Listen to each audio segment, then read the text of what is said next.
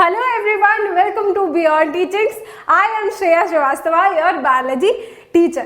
So इसके पहले वाले सेशन में हमने पढ़ा था फर्टिलाइजेशन के बारे में, फर्टिलाइजेशंस के क्या क्या टाइप्स होते हैं उसके बारे में, एंड हमने डेवलपमेंट ऑफ एम्ब्रियो भी देखा था inside the womb, inside the mother's womb वो कैसे डेवलप करता है ये भी हमने देखा था।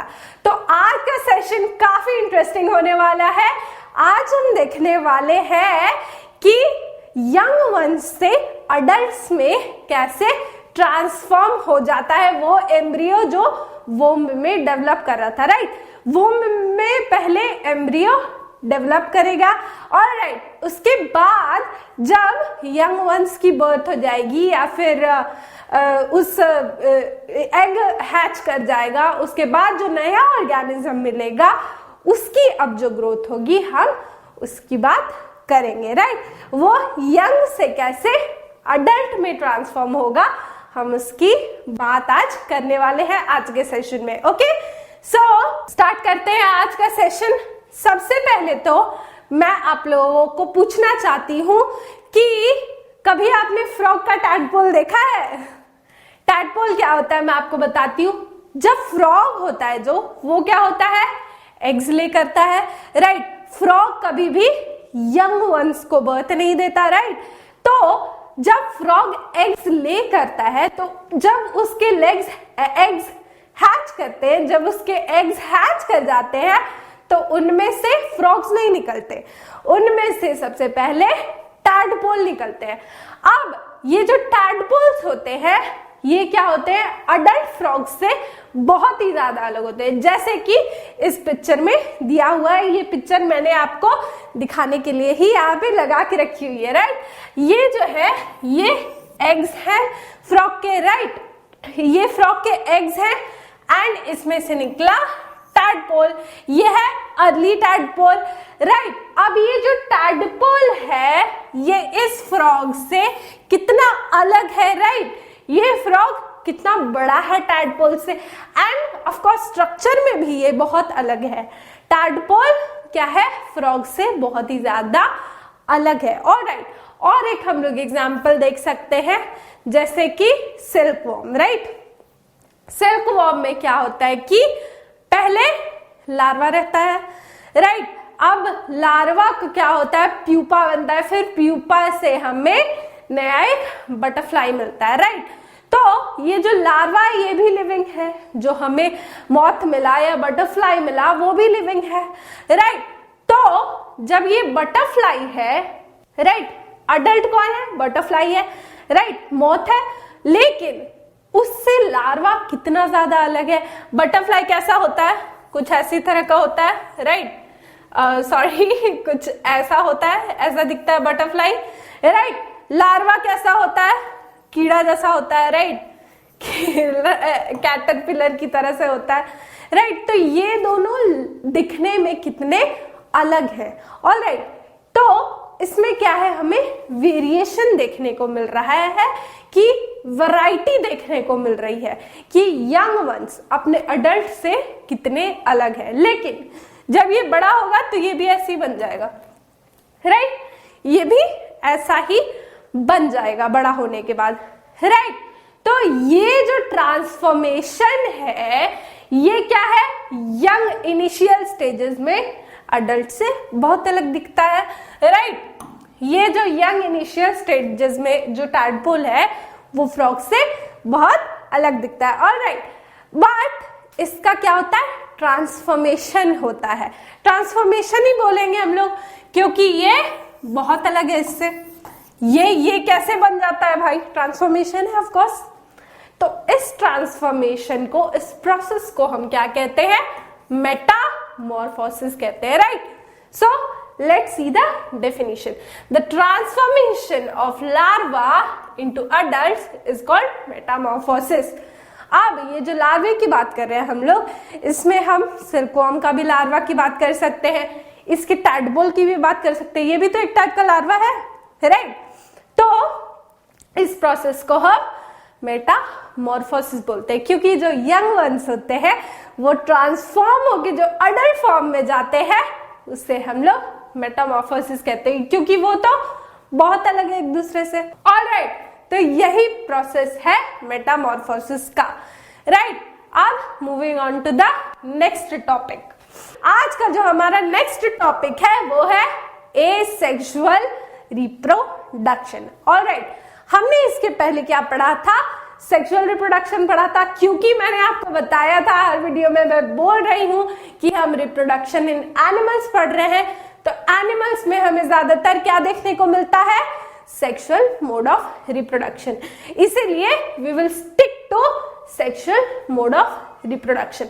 लेकिन ऐसा नहीं है कि हम एसेक्सुअल मोड के बारे में जानेंगे नहीं, हमें जानना है। एसेक्सुअल मोड ऑफ रिप्रोडक्शन भी इंपॉर्टेंट है हमारे लिए। राइट, तो ये जो एसेक्सुअल मोड ऑफ रिप्रोडक्शन होता है इसमें सबसे पहली बात कि एक ही पेरेंट चाहिए। Right, sexual mode of reproduction में क्या होता था? हमें दो पेरेंट तो चाहिए ही चाहिए, एक मेल एक फीमेल, कोई भी एक होगा अगर तो सेक्सुअल रिप्रोडक्शन पॉसिबल नहीं है। राइट, लेकिन एसेक्सुअल रिप्रोडक्शन में सिर्फ एक पेरेंट इन्वॉल्व होता है, एक गैमेट इन्वॉल्व होता है। राइट, इसमें there is no need to have a female gamete or a male gamete. Okay, let's see the definition. Reproduction in which only a single parent cell is involved is called asexual reproduction. Reproduction जिसमें कि सिर्फ एक single parent cell involve होता है उससे हम लोग क्या कहते हैं? एसेक्सुअल रिप्रोडक्शन कहते हैं। अब ये जो एसेक्सुअल रिप्रोडक्शन है इसके क्या क्या टाइप्स होते हैं ये हम जानेंगे। So the first type is budding. Right, budding क्या है? सबसे प्रोमिनेंट किस में दिखता है? हाइड्रा में देखा जा सकता है। बड क्या होता है? बड, अगर मैं आपसे बिल्कुल सरल लैंग्वेज में पूछूं कि बड क्या होता है तो आप लोग बोलोगे कि पेड़ है, पेड़ के यहाँ पे जो फूल का बड लगे रहता है उसे हम बड कहते हैं। ऑलराइट, हाँ, वर्ड का मतलब यही होता है और यही स्ट्रैटेजी यहाँ अप्लाई होती है। जैसे मैं एग्जांपल देती हूँ हाइड्रा का। राइट, हाइड्रा जो है ये जब अडल्ट फॉर्म में आ जाता है हाइड्रा तो क्या होती है कि यहाँ पे इसकी इस पोर्शन पे दिख रहा है आप सबको स्लाइड पे, यहाँ एक बल्ज डेवलप हो जाता है। बल्ज यानी कि आउटग्रोथ। राइट, एक आउटग्रोथ डेवलप हो जाती है। अब ये बल्ज क्या होता है कि ग्रो करता है। राइट, ग्रो करता है और ये तब तक ग्रो करता है जब तक ये अडल्ट बॉडी के साइज का नहीं हो जाता और तब तक ये अटैच रहता है इससे। जब ये बर्ड अडल्ट बॉडी के साइज का हो जाता है, पहले मैंने बल्ज देखा। राइट, बल्ज हुआ, उसके बाद ये जो बल्ज है ये डेवलप करना स्टार्ट होता है। राइट, ये है initial stages of development. Right, ये फाइनल स्टेजेस हो गए। अब जो है इसका साइज बड़ा होगा। जब तक ये अडल्ट पेरेंट बॉडी के साइज में नहीं आ जाता तब तक ये पेरेंट बॉडी से डिटैच नहीं होगा। राइट, ये पेरेंट बॉडी से अटैच रहेगा। राइट, इसे हम डिटैच नहीं कर सकते पेरेंट बॉडी से। राइट, जब तक ये पेरेंट बॉडी के साइज के जितना नहीं हो जाएगा ये डिटैच नहीं होगा। जैसे ही ये पेरेंट बॉडी के साइज के जितना हो जाएगा ये बर्ड डिटैच हो जाएगा एंड इंडिविजुअल ऑर्गेनिज्म फॉर्म कर जाएगा। सो this whole process of bud formation and a formation of a new individual is called budding. Right, this whole process is called budding. So first time हमने क्या देखा? budding देखा. Right, now let's talk about the second type which is binary fission. Binary fission क्या होता है कि एक single cell जो है वो डिवाइड करता है दो नए सेल्स बनाने के लिए। राइट, इसका एग्जाम्पल मैं दे देती हूँ। सबसे प्रोमिनेंट एग्जाम्पल क्या है? अमीबा है, बैक्टीरियाज भी हो सकते हैं, इसी प्रोसेस से वो लोग भी डिवाइड करते हैं। तो आइए हम इसका प्रोसेस देख लेते हैं। मान लेते हैं कि ये एक सेल है, बैक्टीरियल सेल है, अमीबा का सेल है, ये एक सेल है हमारे पास। बैक्टीरियल सेल भी हो सकता है, अमीबियोटिक सेल भी हो सकता है, कुछ भी हो सकता है, राइट। अब ये सेल जो है ये डिवाइड करना स्टार्ट करेगा, राइट। तो सबसे पहले क्या डिवाइड होगा, न्यूक्लियस डिवाइड होगा, राइट। न्यूक्लियस डिवाइड होगा तभी तो बाकी के सेल ऑर्गेनेल्स डिवाइड होंगे, राइट।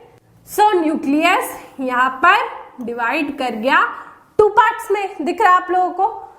अब ये जो है, ये जो बाउंड्री है सेल की, सेल जो बॉडी है सेल की, अब सेल बॉडी पे क्लीवेज आ जाएगा, राइट। क्लीवेज आ गई यहाँ पे, ये क्लीवेज दिख रही है आप लोगों को, ये क्लीवेज आ जाएगी सेल बॉडी पे।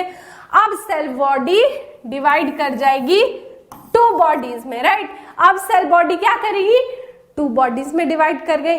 अब हमें एक इंडिविजुअल से 2 इंडिविजुअल्स मिले, राइट।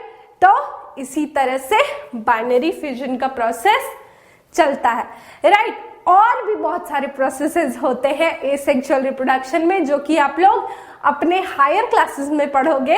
अभी के लिए तो इतना काफी है, राइट।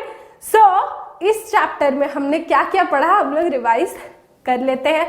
सबसे पहले हमने जाना कि रिप्रोडक्शन क्या होता है, राइट। रिप्रोडक्शन क्यों जरूरी है, राइट। उसके बाद हमने देखा मोड्स ऑफ रिप्रोडक्शन क्या क्या होते हैं।